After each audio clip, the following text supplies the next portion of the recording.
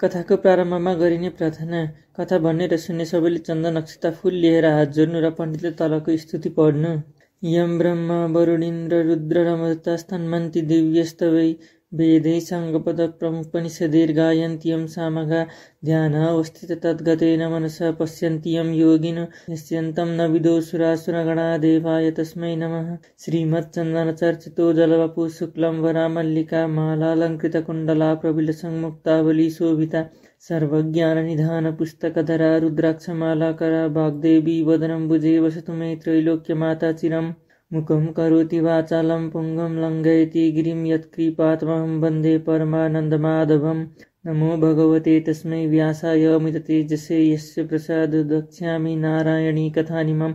नारायणं नमस्कृत्य नरं चैव नरोत्तमं देवीं सरस्वतीं व्यासं ततो जयमुदीरयेत्। सबैले पुष्पाञ्जली पुस्तकमा चढाएपछि वक्ताले कथा भन्न थाल्नु, श्रोताले एकचित्त भएर कथा सुन्नु। अथ सप्तमोऽध्याय। दक्षसेना उपाख्यान। कुमारजी आज्ञा गर्नुहुन्छ, हे अगस्त्य मुनि, सतीदेवीले त्यसरी पेट त्यागेको देखेर देवता यक्ष गन्धर्व किन्नर नाग दैत्य र ऋषिमुनि सबैले अहु साह्रै अनर्थ भयो भन्दै आश्चर्य माने। उसै बेला अकस्मात आदि चलेर धुलो उडी सारा आकाश ढाक्यो र विपरीत हावा चल्न लाग्यो। बिना बादलकै मेघ गर्जन लाग्यो। यज्ञमा उपस्थित सबै देवता यक्ष गन्धर्व किन्नर दैत्य नागहरू धुलो उडेको आँखामा परि हेर्न असमर्थ भए। वायुको वेगमा अडिन नसकी भूमिमा घोप्टिए।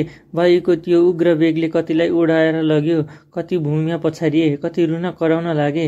त्यस हुरीमा परेर कतिको हात भाँचियो, कतिको खुट्टा भाँचियो, कतिले भूमिमा टाउको टेक्न पुगे, कतिका मुख भूमिमा घोटिएर माटो खान लागे। उठ्न असमर्थ भएका जति रुन कराउन लागे। कति रक्षा गर मरे बाबा बचाऊ भन्न लागे। यस्ता प्रकारले यज्ञमा उत्पात भएको केही बेरपछि हुरीको वेग कम भयो र दक्ष प्रजापतिले चिन्ता गरी सबै छोरी ज्वाइँले नडराउनुहोस्, डराउनु पर्दैन भनी सान्त्वना दिइसकेपछि चित्त व्याकुल गरी अब कसो गर्नु भन्दै गुरु बृहस्पति कहाँ गएर बिन्ती गरे। हे गुरु, अनर्थ भयो, अब कसो गर्ने? असम्भव कुरा प्रत्यक्ष भयो भन्दै भएसी भीत स्वरमा कराउन लागे। त्यसै बेला नारदजीले सतीदेवीले अग्निकुण्डमा हामफाली प्राण त्याग गरेको देखि हावाभन्दा पनि बेगले शीघ्र कैलाशमा पुगी महादेवका चरणमा दण्डवत गरी उभिरहे। अनि हे नारद, तिमी के भन्न आएका भन, किन मौन भइरहेका छौ? यस्तो शङ्करजीको आज्ञा सुनि हात जोडेर नम्र विनम्रता सहित गरे। हे ईश्वर, हजुरकी प्राण प्रिय सतीदेवीले दक्ष प्रजापतिको यज्ञअग्निमा आम फालेर प्राण त्याग्नुभयो। किनभने हे जगदीश्वर, हे करुणानिधि, पापिष्ट दक्षले हजुरको अनेक श्रुद्धर वचनले हेला गरी निन्दा गरेको त्यो महादेव कहाँ देवता हो? त्यो त बौला पो हो। त्यसलाई नडाकेर मेरो के हुन सक्दछ? मेरो 33 कोटी छोरी ज्वाइँ र ब्रह्मा विष्णु आदि छँदैछन्, कतै भए पनि म त्यसलाई डाक्ने छैन। इत्यादि अनेक दुर्वचन बोलेको सुन्दा सहन नसकी क्रोधयुक्त भई भूमिमा लात्ताले हानी यज्ञको परिक्रमा गरी कसैको पनि मुखतर्फ नहेरी केवल हजुरको नाम शिव शिव भन्दै यज्ञ अग्निमा फाली प्राण त्यागिन्। हे प्रभु, हजुरको डरले अग्निले देह दग्ध गर्न सकेका छैनन्, केवल प्राण छाडेर यज्ञकुण्डमा शयन गरे झैँ सुतिरहनु भएको छ। हे ईश्वर, यही कुरा बिन्ती चढाउन आएको हो। हे चन्द्रमौले, अनर्थ भयो, अब के गर्ने? यति भनी नारदजी उभिरहे। नारद मुनिका कुरा सुनेर महादेवले आज्ञा भयो, हे मुनि, तिमीले भनेको कुरा निश्चय सत्य हो कि होइन? शिवले यस्तो वचन सुनि नारदले भने, हे जगदीश्वर, हजुरको सामु मिथ्या बोल्ने साहस अथवा शक्ति ममा छैन। ध्यान दृष्टिले हेर्नु भए सत्य सत्य ज्ञात हुनेछ। नारदजीका त्यस्ता वचन सुनि ध्यान दृष्टिले विचार गरी हेर्नुभयो त अत्यन्त क्रोधले तिनै नेत्रबाट अग्निज्वाला निकाली दारा खिटी पाखुरा निमुट्दै नारदजीको सामुन्ने नै भन्नुभयो, हे मुनि, 33 कोटी देवताले रक्षा गरिएको पापिष्ट दक्षको विनाश नगरी छाड्ने छैन। अब तिमी आफ्नो आश्रम जाऊ भनी बिन्ती दिनुभयो र नारदजी महादेवलाई दण्डवत प्रणाम गरेर आफ्नो घरमा गए। नारदजी गएपछि शिवजीले सतीदेवीलाई सम्झेर रिसले तिनै नेत्रबाट अग्निका ज्वाला निकाली शिखरबाट एउटा जटा झिकेर भूमिमा पछारे। त्यसबाट मेघ गर्जे जस्तै चर्को शब्द गरी भयङ्कर चतुष्ठी योगिनी र भूत प्रेत पिशाच प्रथम गणले शहीद भएर महाकाली उत्पन्न भइन्। कस्ती महाकाली भने डरलाग्दो अनुहार भएकी, लामा लामा दारा निस्केकी, आकाश जस्तै पेट भएकी र बाघको छाला कम्मरमा बेरेकी, जाँडको फिजेको हात्तीमा भयङ्कर खड्ग लिएकी, कहिले हाँस्ने कहिले लामो जिब्रो निकाल्ने यस्ती महाकाली शिवजीको सामुन्ने उभि के कामले मेरो आराधना गर्नुभयो भनी बिन्ती गरिन्। अनि महादेवले अघि झैँ अर्को जटा झिकेर भूमिमा पछारे।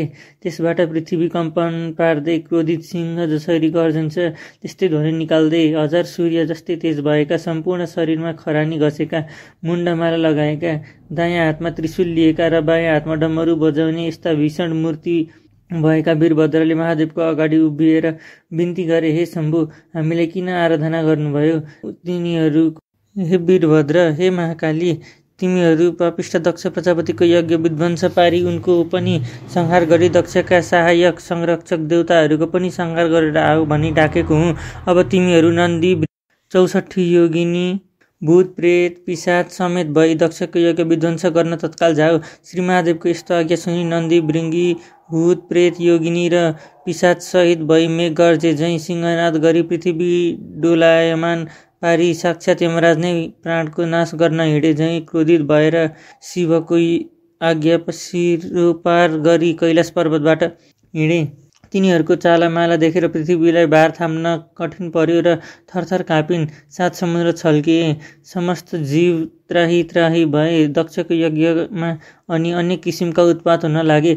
आकाशमा काग र गिद्ध मण्डलाकार गरी उड्दै कराउन थाले।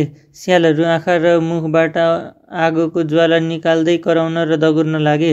रगतको वृष्टि भयो, विपरीत वायु चल्न लाग्यो। यस्तो उत्पात हुन लागेको देखेर यज्ञ मण्डपका बसेका सबैले हाहाकार गर्दै यताउता भाग्न लागे।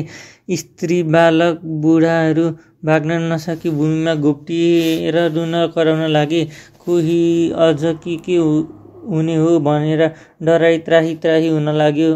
ठिक उसै बेला शिवको आज्ञा पाएर उन्मत्त भएका वीरभद्र र महाकाली नन्दी भृङ्गी आदि शिवका गढ मेघ गर्जे जस्तै गर्जदै हात्तीका बथानमा सिंह पसे झैँ दक्षका यज्ञमा पुगेर दक्षद्वारा डाकिएका देवता यक्ष गन्धर्व किन्नर नाग दैत्य गणसित परस्पर जुधे। त्यो देखेर दक्षका कन्याहरू देवकन्या नागकन्या ब्राह्मण ऋषि मुनि आदि सबै त्राही त्राही नारायण भन्दै रोई कराई दक्ष 10 दिशातिर भाग्न लागे। कोही भाग्न नसकेर लडे, कसैको हातखुट्टा भाँच्यो, कोही टाउको कागको भरलेउ पल्टेर माटो खान लागे। कति मूर्छा परी असहाय जस्तै भूमिमा लडिरहे। तर विष्णु प्रभृति देवता यक्ष गन्धर्व किन्नर आदि सबैले दक्ष प्रजापतिको रक्षा गर्न शस्त्र लिएर वीरभद्र र महाकालीमाथि प्रहार गर्न लागे। यसरी परस्पर घमासान सङ्ग्राम भयो। इन्द्रादि देवताहरूले कुन कुन अस्त्र प्रहार गरे भने इन्द्रास्त्र, अग्नियास्त्र, देवयास्त्र, वरुणास्त्र, पशुपतास्त्र, ब्रह्मास्त्र, तोमर, गदा, खड्ग र मुसल, नागपास आदिले वीरभद्र र महाकाली तथा 64 योगिनी भूत प्रेत प्रथम गण र 20 मजवर माथि प्रहार गरे। यस्ता तरहले आफूमाथि शस्त्रास्त्र प्रहार गरेको देखेर वीरभद्रका गणहरूले पनि कठोर स्वरले गर्जेर दक्षको सैन्यभित्र पसी जति भेटे उतिको टाउको समातिनी मुठी हातखुट्टा भाँची मुड्कीले हानी रगत छर्दै देवताहरूको संहार गरे। उता महाकालीले पनि प्रत्यक्ष काल जस्तै खड्ग लिई वर्षा कालमा प्रचण्ड मेघ गर्जे झैँ गर्जी सिंहनाद गर्दै मृगका फौजमा सिंह पसे झैँ र सुकेका परालमा आगो लागे जस्तै गरी दक्षको सेनाको संहार गरिन्। वीरभद्र समेत नन्दी भृङ्गी 64 योगिनी भूत प्रेत पिशाच प्रथम गण समेतले शत्रुतिरका कसैको शिर कसैको हातखुट्टा छुट्याएर कसैलाई निमुठी रगत पिएर नाच्न लागे। कोही हाँस्न लागे, कसैको मासु लुछेर खाए, कसैको कोखामा प्वाल पारेर रगत पिउन लागे। कोही देवता भागे। यसरी दक्षका कोटी कोटी सेना र कोटी कोटी देवताको संहार गरे। त्यसरी संहार गरेको देखेर दक्षका सेनाले देवताले वीरभद्र र महाकालीमाथि आफ्ना शस्त्रास्त्र प्रहार गरे। तर ती सम्पूर्ण शस्त्रास्त्र महाकालीको शिरमा छुनसाथ आफै भस्म भएर जान्थे। फेरि शिवगण र महाकालीले दक्ष सैन्य र देवगण यज्ञमा आएका धेरै वीरहरू मारिदिए। विषम ज्वरले पनि सबैको शरीरमा प्रवेश गरी अचेत पारिदिए। अनि वैकुण्ठका स्वामी श्री विष्णुले सम्पूर्ण देवता यक्ष गन्धर्व किन्नर दैत्य नाग सहित दक्षका सबै सेना अचेत भएको देखेर आफू देहबाट शान्ति ज्वर उत्पन्न गरेर सबैलाई सचेत गराए। फेरि अनेक शस्त्रास्त्र लिएर बत्तीमा पुतली गए चाहिँ वीरभद्र र महाकालीमाथि जाइ लागे। वीरभद्रले पनि त्रिशूल लिई सिंहनाद गर्दै सुकेको खरमा आगो लगाए झैँ एक क्षणमै दक्षका अनेक सेनाहरू कोटी मारिदिए। तिनमा कसैको शिर छैन, कसैको हात छैन, कसैको खुट्टा छैनन्। यस्तो स्थिति देखेर कोही रक्षा गर भन्दै भाग्न पनि नसकी भूमिमा लडिरहे। यसरी सबै देवताहरूको संहार गरी अन्य दैत्य दानवलाई समाती अग्निकुण्डमा होम्न लागे। वीरभद्रले त्यसरी दक्षको सेना देवता यक्ष दानव गन्धर्व किन्नरहरूको नाश पारी यज्ञ समेत ध्वस्त पारिदिएको देखेको हेर्न नसके श्री विष्णुले रात आँखा पारी नागले झैँ निश्वास फेर्दै प्रलयकालको अग्नि जस्तै भई बायाँ हातले पञ्चजन्य शङ्ख बजाई दाहिने हातले कौमुदगी गदा उठाई संहार कालका रुद्र जाइ लागे जस्तै वीरभद्रका सेनामाथि जाइ लागे। त्यो देखेर देवता यक्ष गन्धर्व किन्नर नाग आदि सबै र दक्ष प्रजापतिका सेनाले धन्य धन्य विष्णु तिम्रो जय कल्याण होस् भन्दै आफ्नो शस्त्रास्त्रले विष्णुको सहायतामा लागेर कठोर युद्ध गरे। त्यस्तो देखेर महाकाली रिसले आगोको ज्वाला झैँ डरलाग्दो तेज प्रकट गरी खड्ग लिई जाइ लागिन्। त्यो देखि भूत प्रेत पिशाच प्रथम गण डाकिनी साकिनी र चतुर्षष्ठी योगिनी सबै युद्ध गर्न लागे। जस्तै ठुलो हावा चल्नाले मेघ टुक्रा टुक्रा हुन्छ त्यस्तै दक्षका सेना देवता दैत्य गन्धर्व किन्नर नाग आदि 10 दिशामा भागे। तब विष्णुले निर्धक्कसित वीरभद्रको छातीमा कौमुदगी गदा प्रहार गरे। त्यो गदा वीरभद्रको छातीमा बज्रेर गयो अनि ती मूर्छित परि भुइँमा ढले। फेरि विष्णुले नन्दी भृङ्गी चतुर्षष्ठी योगिनी भूत प्रेत पिशाच प्रथम गणका उपर शङ्खको चर्को शब्दको साथ शस्त्रास्त्र प्रहार गरे। यसरी विष्णुले प्रहारले कति लडी भुइँमा पल्टे, कति मूर्छा परे, कति भागे। त्यो देखेर दक्ष प्रजापतिका सेनाले धन्य धन्य विष्णु भनी स्तुति गरी पुष्पवृष्टि पनि गरे। तब विष्णुले पाञ्चजन्य शङ्ख बजाए। मूर्छा परिरहेका वीरभद्र महाकाली का कानमा देवता यक्ष गन्धर्व किन्नर र दक्षका सेनाको सङ्कुल ध्वनि र धन्य धन्य विष्णु भनी स्तुति गरेको शब्द पर्यो र चेतना फर्कियो। आफ्ना सैन्य कोही भूमिमा ढलेको, कोही भाग्न लागेका र कोही के कसो गरौँ भनी अन्यलमा परेको देखि अत्यन्त क्रोधित भई काल सुरदस त्रिशूल लिई विष्णुलाई लक्ष्य गरी वेगले प्रहार गरे। त्यो त्रिशूल विष्णुका छातीमा लाग्यो। त्यसको कष्ट सहन नसकी नवद्वारबाट रगतको धारा बगाई विष्णु मूर्छा परि ढले। उनी मूर्छित भएपछि वीरभद्रले प्रलयकालको मेघ झैँ गर्जना गरी दक्षका सेनामाथि जाइ लागे।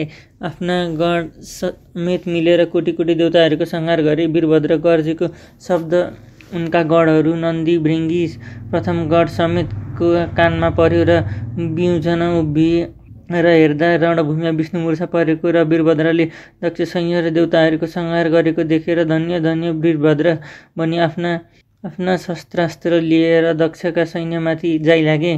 त्यसरी अत्यन्त भयङ्कर युद्ध भयो। कस्तो युद्ध भने हे मुनि, महाकाली र वीरभद्र तथा उनका सेना समेत जाइ लागे। अनि कसैको टुप्पी समातेर पछाडि खड्गले हानी मारे, कसैलाई मुड्कीले नै मारे। 64 योगिनीले पनि कतिलाई निमोठेर मारे, कसैको काखीमा पुवाल पारेर रगत पिई मारे, कसैलाई पक्री अग्निकुण्डमा होमिदिए। यस्ता प्रकारले देवता यक्ष गन्धर्व दैत्य किन्नरको नाश गरेर वीरभद्रका सैन्यले जय जय भनी कराएको शब्द मूर्छा परेका विष्णुको कानमा पुग्यो। मूर्छाबाट उठेर हेर्दा वीरभद्र र महाकालीले यज्ञ विध्वंस पारी देवताहरू र दक्षका सैन्य समेत नाश गरेको देखि अत्यन्त क्रोधित भई रातारात आँखा पारेर हे पापिष्ट, आज तेरो नाश गरेर दक्षको यज्ञ पूर्ण पारी सबै देवता यक्ष गन्धर्व नाग आदि सबैलाई सन्तोष दिनेछु। आज एकादश रुद्र तेरो सहायक भएर आए पनि रक्षा गर्न सक्ने छैनन्। सम्पूर्ण दुष्टको संहार गर्ने यो चक्र देखिस् भनी सुदर्शन चक्र देखाए। विष्णुले भनेको त्यस्तो शुद्र वचन सुनेर वीरभद्र रिसले चुर भई भन्दछन्, हे पापिष्ट विष्णु, सम्पूर्ण दुष्टको नाश गर्ने चक्र भनेर देखाइस्। तेरो पराक्रम माफी त्यो चक्र मेरा उपर प्रहार गरेर हेर, मुखले भनेर मात्र केही हुन सक्दैन। यस्तो वीरभद्रको वचन सुनि विष्णुले रिसाई वीरभद्रलाई ताकेर सुदर्शन चक्र प्रहार गरे। त्यो चक्र अनेक सूर्यको जस्तो तेज र प्रलयकालको मेघ गर्जे झैँ गर्जदा गर्दै काल रुद्रनाश गर्न गए झैँ गयो। त्यस्तो प्रकारले आएको त्यो चक्रलाई देखि नन्दी, भृङ्गी, भूत, प्रेत, 64 योगिनी, प्रथमगढ आदि शिवगढले त्राही त्राही वीरभद्र, महाकाली भनी उनका नजिकै गए। यस्ता समुद्र मन्थनमा कालको विष निस्केर सबैलाई भस्म पार्न खोज्दा यो विष शिवले पान गर्नुभएको थियो। त्यस्तै त्यो चक्र आएको देखेर वीरभद्रले मुख बाइदिएकाले वीरभद्रको मुखमा पस्यो र उनले निल्न तयार भएको देखि विष्णुले चाँडै गरी वीरभद्रका मुखबाट सुदर्शन चक्र झिकी त्यहाँबाट अन्तर्धान भई वैकुण्ठ जाँदा भए।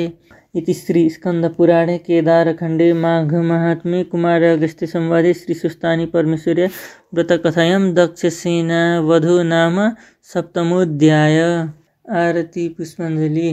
कथा सुन्ने सबै श्रोताले नित्य कथा सुनिसकेपछि चन्दन अक्षता फूल लिएर उभि हात जोड्नु अनि वक्ता पण्डितले तल लेखिएका श्लोकहरू पढ्नु।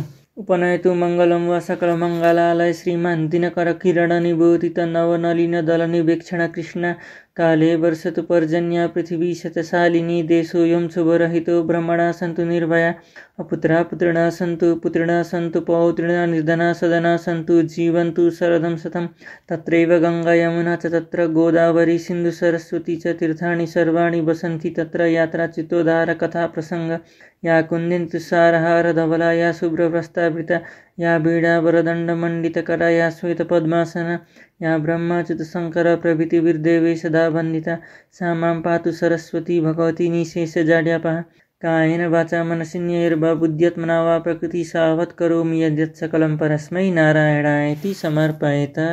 श्री सुस्तानी देव्यार्पणमस्तु।